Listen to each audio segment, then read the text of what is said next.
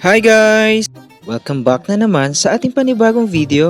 Ako nga pala si Jero, isang OFW dito sa Cambodia. For today's video nga pala, ay isa akong labandero.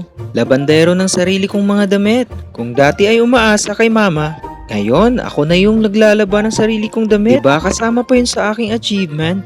O diba, napakaganda. Kaya sa mga bata dyan, wag lang puro tanong kay mama. Ma, anong ulam? Sinapian tuloy ako ni Neneng B. Shoutout lang nga pala sa mga nakakilala kay Neneng B.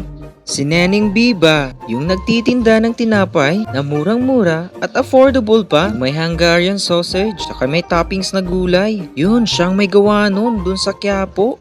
O siya, balik tayo dito sa ating labada. Labada overload. At alam nyo ba? Nung ako'y bata pa, lagi akong galit na galit kay mama. Kasi pag naglabas siya, sa sobrang tagal, abot hanggang umaga. Joke lang po! Umaabot ng 2 oras. Pero ngayon, naiintindihan ko na kung ba't ang tagal niya. Dahil napakahirap pala maglaba. Literal na mahirap, especially pag puti yung mga damit at saka yung medyas. Tapos nakakainis pa, kasi iba kong medyas hanggang amoy paa. O diba, napangiti kita? Baho din siguro yung paa mo. Kaya hanggang ngayon, nakangiti ka. Okay lang yan. Ang importante, may paa ka. Mas mahirap na pag wala kang paa. Wala nang babaho. Ay, diba? Kaya ugaliin natin magpasalamat.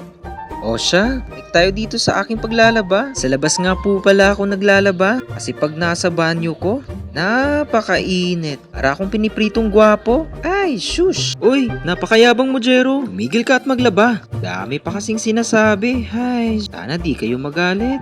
Tandaan ko pa dati, mga sinasabi ni mama, na dapat, habang bata pa, marunong na tayong maglaba. Para pag may asawa ka na, siya na yung mautusan mo maglaba. Ay hindi, tunong ka na palang maglaba. Kaya ikaw na maglaba. Joke lang po. O siya, tapusin natin tong paglalaba.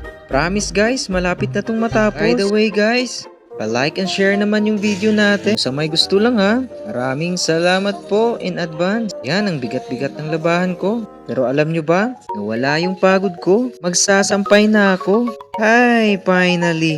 Sa mga nanay dyan, tatay, sa mga strong independent men, kaya ko, or maging strong independent woman man yan. Na-relate kayo dito? Kapag tapos ng isang trabaho, parang nabunutan ka ng tinik sa lalamunan mo. Kasi after all, kapag pahinga ka na, pahinga lang ha.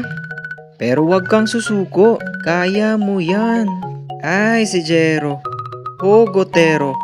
Paano ba yan? Hanggang dito na lang ako. Ubos ko na naman ang inyong 3 minuto. Bye guys!